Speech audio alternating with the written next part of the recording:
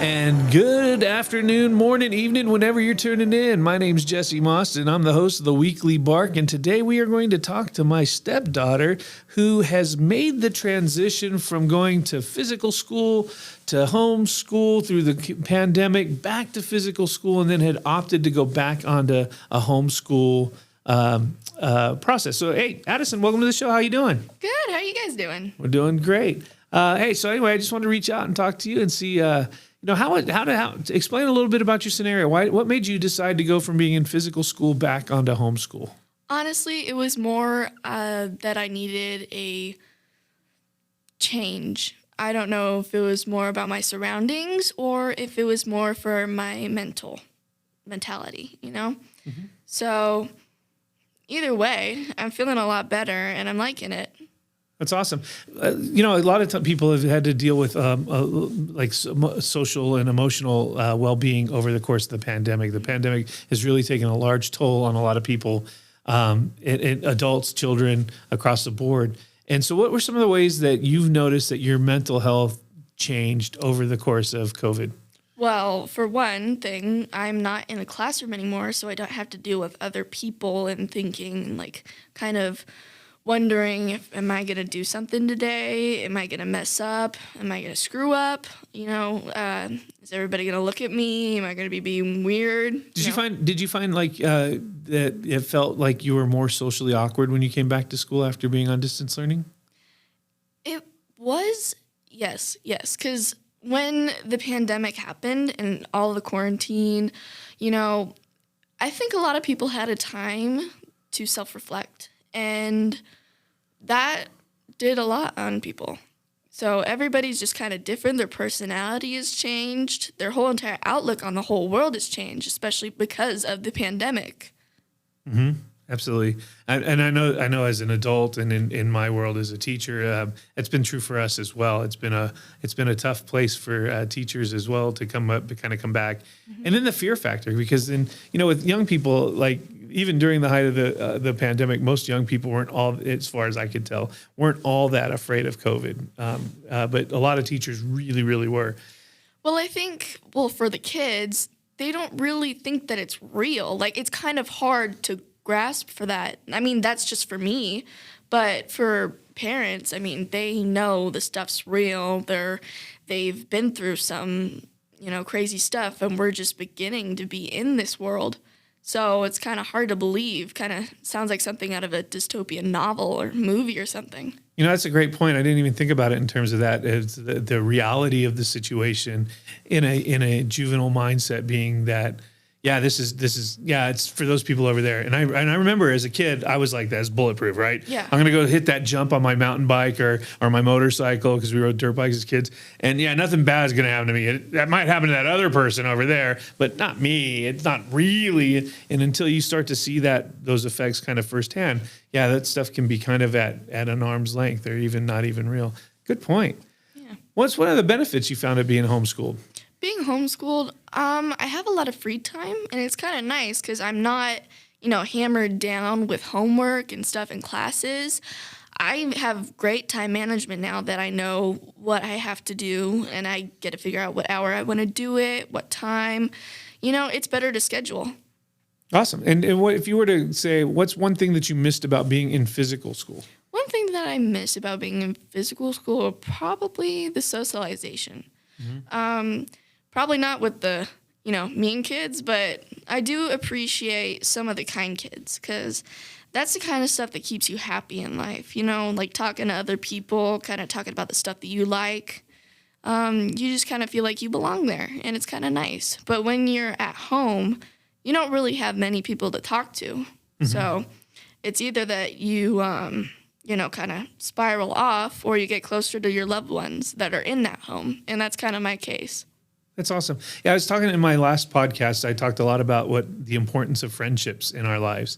And that, and there's this graphic, and Becky from church, Pastor Matt's wife, kind of told me about these rings. That you have these circles of friends, right? Or these of groups of people that you spend time with. So like the inner circle would be us, your mom, your dad, your stepdad, your brothers, sisters, all that. So people you live with and you spend a lot of time with. That's kind of your inner circle, right? Yeah. Then the next ring would be like, people who are like your extended family. So aunts, uncles, cousins, your BFFs, that kind of people. So they're people you're intimate with and you're comfortable with, but not necessarily as intimate as the people in your household. Then your third ring would be like, in your case, it'd be school, like the people you go to school with, you play tennis with, or whatever your sports are. And then the fourth ring would be sort of the community at large, where you get your hair cut, the person at Starbucks who makes your drink, that kind of thing. Mm-hmm. And in those rings and in those places, we often spend a lot of time in that third ring. At work for adults and in school for kids with people who aren't necessarily the most important people in your life, but we give them a lot of our time, right? Yeah. And we usually do that at the neglect of the people in the inner circle. But really, the circle that gets hammered the most, right, is that second ring, that where our friends fall into. And it's easy for us to lose friendship. I know as a 50-year-old guy, right? It's hard to maintain friends at my age. It's just everybody, and it's not because anybody doesn't want to be friends or we're not friendly. It's just that we're busy. We got stuff. We spend a lot of time in that third ring, which we shouldn't. And then what time we have left, we go back to that first ring, that inner circle, and we try to devote our time there. Oh, that's a long preamble, but my question's getting to is this. Going from being in school, where in your case, let me ask you a question. When you were in physical school, was your best friend there? Were your best friends there? No, most of my best friends are out of school. Okay, so that wouldn't even be applicable. So have you found then, since you've been on distance learning, and then away from that third ring, right? I'm sorry. So now that you're back in homeschool, away from that third ring, do you find that you're actually closer to your best friends, or do you find that you're slipping away from your best friends? I honestly think that I might be at the same stage as I was before. Like, I still make the same effort to hang out with them, and it's honestly just kind of been the same thing, but it's just different because I'm not in school, so I have more free time, but they're still in school. They're enrolled in the actual physical, tangible high school. Mm-hmm. And I'm on my computer, on Zoom. And, So it's true. So then it becomes a time proximal thing, or time proximity thing. Oh, I'd love to text you right now, but you can't because you're in class, and vice versa. Yeah. Okay, cool. Well, that's awesome, man. So other than that, would you recommend homeschool, or would you recommend physical school? Well, it depends what kind of a person you are. It's not like you need to know your personality and what you can take at a time, because high school, it takes a lot out of you, and you have to be like prepared for it. And if you're not, you got some stuff to do. And Zooming, homeschooling, it's nice for certain people, but sometimes you can slack off. Like most of the people in my classes, they don't turn their cameras on even though it's school policy. Mm-hmm. They don't like listening to the teacher, and sometimes they'll just like get out of class and just make up an excuse. And I guess that's easy because you're on Zoom, but in the end, you're hurting yourself because, this is your education. You're going to have to use this when you get older, and even now in any type of situation. But I just think that kids don't really realize that they're going to need that when they're older. Again, I think it goes back to that COVID's not real kind of thing. Yeah. When you're young, you almost, it's hard to, like, for instance, when I was 17, if you said, hey, someday you're going to be a 50-year-old man, I'd be, yeah, okay, yeah, whatever. Sure, everybody becomes 50-year-old man, but you can't picture that. Yeah. Like, you can't mentally see that. When I was 17, I never wanted to be married or have children. And what ended up happening? Well, I got married and I had 4 kids, and I got a grandbaby on the way, and all this sort of things that, are going on in my life that I would have never imagined for myself when I was younger. And I think education could be one of those things, unfortunately, for young people, is the value and the importance of it is often realized when it's later than it's at its easiest point to achieve.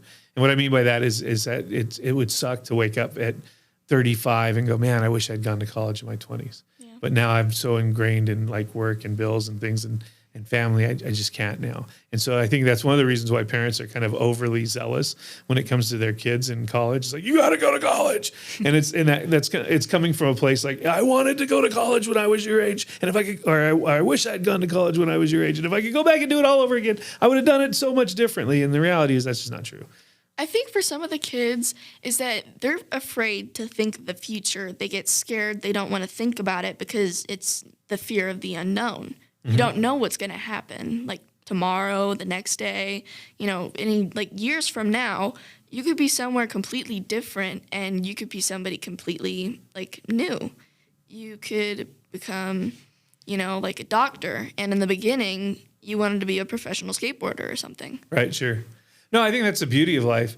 And well, I do this. So you in my classes, I always do this with seniors. Is I like to draw a big timeline on the wall. So it's just this big line, and then I'll put like a hash on each end, right? And then I'll kind of separate it out. And so it'll be, this is where you're born, so 0, and then this is where you're going to die. And we all hope to be 80 years old on that timeline, right? Yeah. And then I draw out 20, 40, and 60 in between. And then I'll take between 20, I'll put two little hashes in there that represents, 14 to 17, which is high school. Yeah. And like in most high school kids' minds, it's like, this is forever, right? High school is like ancient, but when you look at it in conjunction to that whole timeline, it's super insignificant. Yeah. And everything that we put a lot of value on in those times are become very, very insignificant as time goes on. Well, because like high school is all we know. We've been in school ever since we were like, what, 3? No. 4 or 5, yeah. 4 or 5. But yeah, most of our life we've been in school in a classroom with other kids. And so it's kind of like the only thing that we really know about. Mm-hmm. And summer's kind of like the thing where you go out on your own, experience new things, and you're not like conjoined into a classroom. Absolutely. That's what senioritis, I think, is too for a lot of high school seniors. Yeah. Is it's that time when they realize like, oh crap, this is over. Yeah. You know what I mean? It's like, I knew it was going to end, but I didn't know it was really going to end. And now it's ending, and they're telling me I'm going to be an adult in like 2 months, and I still feel like I'm just a kid, right? That's why kids take breaks from like when they're seniors, they take a break before they go to college and decide what they want to do with their life, because this is your whole entire life that you're talking about. Mm-hmm. So it's kind of scary. And so you kind of like want a year to think about it and like think hard, experience things, kind of like experiment, Sure. No, I get it. Well, I did that. Like you're talking my life. Yeah. So I didn't follow that path. I mean, I got to college and I ended up getting a master's degree, but I didn't go right out of high school. In fact, I waited 6 years. 7 actually, because I went in the military. I was in the Army for 6 years, and then I spent another year living in Europe and just kind of enjoying that. And then I went to college. So then I'm in my mid-20s. It's way later. And by the way, it was hard. I'm not saying this is a good plan. Yeah, I was about to say, how did you support yourself in Europe? Well, I got a job working for the Department of Defense, and okay, so I was working for the Army, living in Germany. And, Rochelle's mom, she's from Germany. And so we're living at her parents' house. Yeah. And, so we just kind of, it was pretty easy actually for me to make that transition work. But it was also, then that was the decision to come back. It was kind of like, okay, well, this is good for now, but it's not going to be good forever. And if I'm going to go to college, we need to figure this out before we have kids and all this sort of stuff. And then Rochelle was born in the middle of going to college. Yeah. And so, so that became a whole new set of struggles as we, during that. And obviously the end result was that relationship didn't last. But out of it, came Rochelle and things and life is good. And so, so you couldn't have planned that. And that wouldn't be the path that, I would recommend for everybody, but it was my path and it was able to go that route. The other beautiful thing, and you mentioned earlier, is that you want to take some time off to kind of figure out who you are. And by the way, I 100% agree with that. You do need to figure out who you are and what you really want to do with your life. But the other thing, too, is you want to allow yourself the ability to change your mind. Mm-hmm. Because you might go to college and pick a major and say, yes, I'm good. Like I always laugh when kids go, I go, what are you going to major in college? And they go, business. And I go, why business? And if you ask any kid that's a senior in high school, why you want to major in business? And most of them are like, because I want to get a job in business, right? They have no clue. It's a safe major to tell their parents. So their parents are like, woohoo, my kid's going to college and majoring in business, and the kid feels good about it. The parents feel good about it. The kid has no idea what they're going to be studying, right? they just know it's a safe major. It's the same thing if I'm going to med school, right? Except med school's a little scarier because that's hard, right? Yeah. Business seems like a lot of people are doing that. I think I can do it. I'm as smart as that guy. He's majoring in business, right? And so people tend to pick business as a major, and they have no idea why they want to go into business. Yeah. And that's a horrible reason to pick a major. And so what I would recommend to a lot of people is pick a major that you want, like pick a major that's smart, that's got some career opportunities to it, but then also allow yourself the ability to get there and go, you know what, this freaking sucks. This is not what I thought it was going to be. This is definitely not what I want to be doing.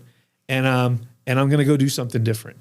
And by all means, do that. That's so awesome. And like in my own life, when I went in the military out of high school, I was a 20-year guy. I'm going to retire at 38. I'm going to draw on that. I'll be living large, right? Then I got in the military. I was like, I don't know what I got myself into. And then all of a sudden, when I went into it, it's like the whole world fell apart. It was like one war after another. And I deployed here, I deployed there. I'm like, okay, this is it. I'm done. 6 years. I signed a contract for that long. I'm not going to try to get out early, but you're not getting a minute more of my time. And then what's funny is I had buddies though that did. They made it 20 and they retired. Now I can kind of go back with hindsight and kick myself in the butt, going, "Dang it, I should have went 20." But that's just, you can't do that, right? Yeah. But it's been funny watching how that went. And so then I went and I was going to go into business, and I was in business for a long time. And then I went into education. I was in education for a long time. And so you have these abilities to do different things throughout your life. And we live in a world that's changing so fast that most young people are going to have 7 or 8 different careers in a lifetime, not jobs, but careers. You'll be doing 7 or 8 different things all together over the course of your life. And that's awesome. I'd be excited if I was a young person. I mean, I have no idea what I want to do with my life, and I'm like kind of freaking out because I'm a junior, right? Mm-hmm. So everybody's hammering questions like, you're going to be a senior next year. You have to know. You have to like think about it right now and like, sign up for colleges and scholarships and everything. Apply. But I don't know what I want to apply for, right. What I want to apply to. I have no idea what I want to do. So it's kind of feel like I'm stuck in a bubble, mm-hmm. and everybody's around me like thinking about their stuff, and they kind of know, but they don't. Mm-hmm. And I'm like, what is going on? Yeah. I don't know what I want to do. I don't know what's going to happen. I'm trying things. I'm trying hobbies and trying to think about like, would I be okay with doing this for like 8 years or something? Mm-hmm. Or like, would I be okay going to college because I know in the future I want to do this? Right. But I have no idea what I want to do. Right. And you don't have to. And by the way, I'm here to tell you, you don't have to. And by the way, that's the beauty of your first 2 years of college anyway, because it's kind of like high school 2.0. You're going to take all your English, math, history, and all that stuff. But that's a great time to branch out and take some electives. A funny story about that. When I went to Cal State Fullerton, I took English classes and I took history classes, right? And those were the 2 classes that I loved. I loved taking and so everything. And so it got to the point to where I got called into the counseling office at Cal State Fullerton, and they're like, "Hey, look, dude, either declare history as a minor or pick a different elective. We're not going to approve your degree if all you're taking is English and history classes." And I said, "Fine." And she had the catalog open, and I just put my finger in it. I said, "I'll take this class." And I looked down. It was called Chicano Studies, and I had no idea what Chicano Studies was. But it was like the best elective I'd ever taken. It was not an elective I would have picked on my own. I literally just put my finger in the book, and that was what it landed on. But I had such a great time in that class, and I learned so much and so many cool things about the culture of Southern California where we live, what Chicano people are, this whole idea of Mexican history that never was taught when I was in school. One of the cases, Mendez versus Westminster. I grew up next to Westminster, never heard of that in my entire life. until I took Chicano studies, and it was a great class. And it was because I went out of my comfort zone. It was something I wouldn't have picked. So I tell everybody now, do that. And sometimes you're going to get a dud, right? Sometimes you're going to pick a class, an elective that's out of your comfort zone, and you go, oh, this is horrible.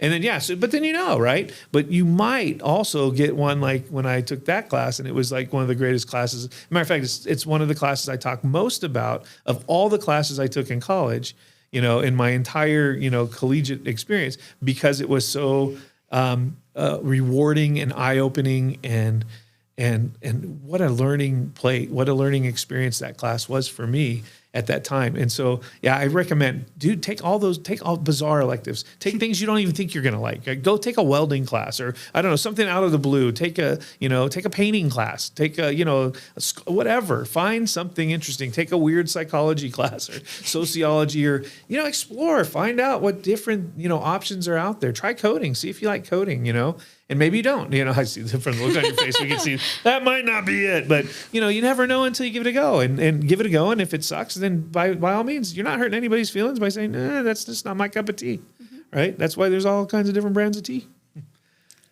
That is actually a great point. Yeah. Thank you. Well, anyway, that is the Weekly Bark. This has been fun. I'm talking with my stepdaughter here, Addison O'Brien. Thank you for coming on the show. I appreciate you. Thank you for having me. All right. Well, hey, for the rest of you, we will see you next week with another episode of the Weekly Bark. Take care and have a great day.